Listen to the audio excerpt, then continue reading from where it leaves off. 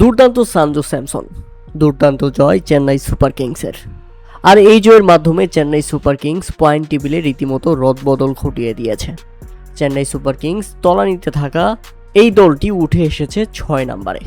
আর আজকে Delhi Capitals Chennai super কিংসের কাছে হেরে তাদেরও নিচে 7 নম্বরে চলে গেছে।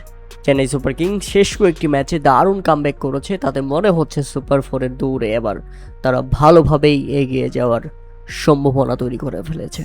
উল্লেখ্য, প্রথমে ব্যাটিং করতে নেমে নির্ধারিত 20 ওভারে 7 উইকেট হারিয়ে মাত্র 155 রানের লক্ষ্য দাঁড় করায় দিল্লি ক্যাপিটালস। দলের হয়ে রীতিমতো সবাই ব্যর্থ।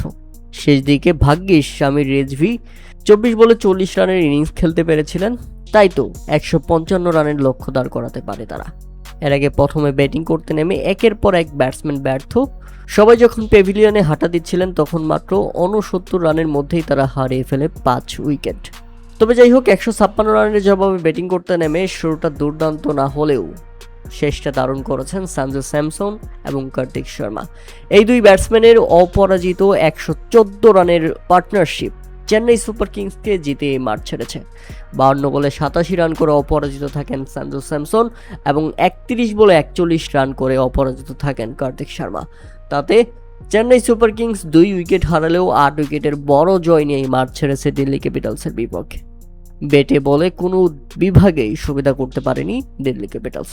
আর চেন্নাই সুপার কিংস দিল্লির মাঠে যে দাপট দেখিয়ে জিতেছে এবং পয়েন্ট টেবিলে অঘটন ঘটিয়ে দিয়েছে, সেটা চেন্নাইয়ের জন্য সত্যি দুর্দান্ত।